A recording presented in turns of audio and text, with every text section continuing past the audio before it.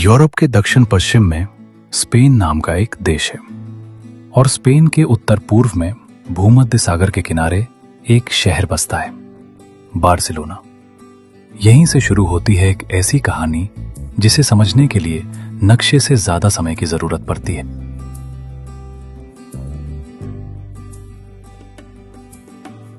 Barcelona के केंद्र में एक ऐसा गिरजाघर खड़ा है जो दुनिया में कहीं और नहीं मिलता।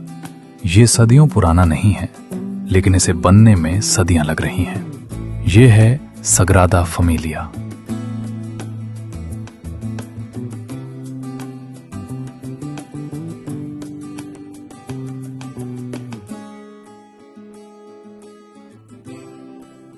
इस गिरजाघर का निर्माण वर्ष 1882 में शुरू हुआ, न किसी राजा के आदेश पर, न किसी साम्राज्य की शक्ति से, बल्कि आम लोगों की आस्था और दान से।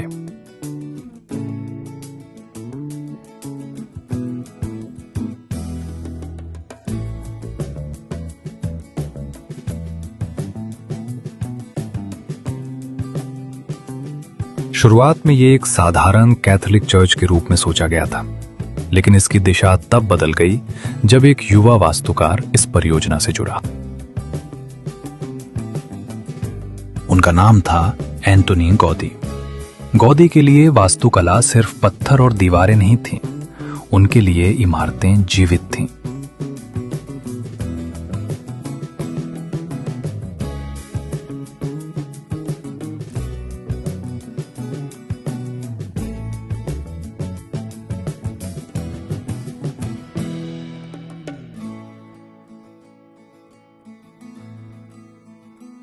(1883) में गौदी ने इस परियोजना की जिम्मेदारी संभाली।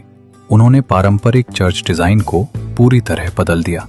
उनका विश्वास था कि प्रकृति सबसे महान वास्तुकार है।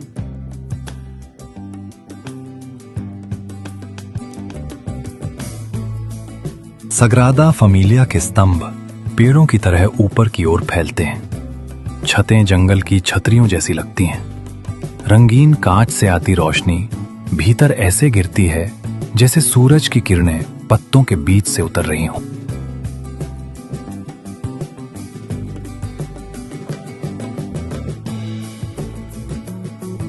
गौदी जानते थे कि वो इस चर्च को पूरा होते हुए नहीं देख पाएंगे।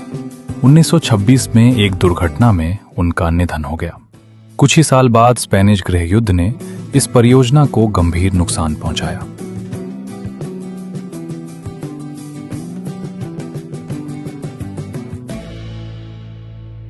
गौदी की कार्यशाला आग में जल गई। मूल ड्राइंग्स नष्ट हो गईं, मॉडल टूट गए। जो बचा वो थे अधूरे टुकड़े और यादें। वास्तुकारों ने दशकों तक गौदी की सोच को फिर से समझने की कोशिश की।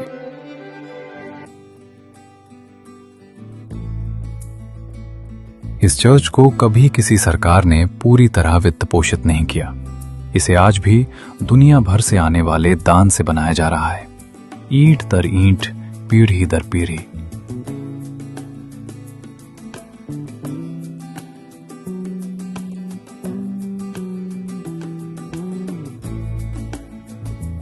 आज आधुनिक मशीनें और कंप्यूटर निर्माण में मदद करते हैं, लेकिन इमारत की आत्मा अब भी वही है।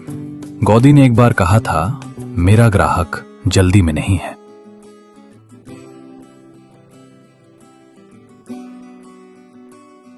हर साल लाखों लोग यहां आते हैं, लेकिन अंदर जाते ही शहर का शोर खुद ब खुद खामोश हो जाता है।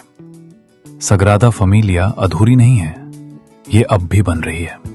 कुछ स्मारक पत्थर से बनते हैं और कुछ समय से। आपको सग्रादा फैमिलिया कैसी लगी? भविष्य में आप किस जगह या किस कहानी पर वीडियो देखना चाहेंगे? नीचे कमेंट्स में जरूर लिखिए। और ऐसी ही अनसुनी विरासत की कहानियों के लिए अनटोल्ड हेरिटेज को फॉलो कीजिए। धन्यवाद।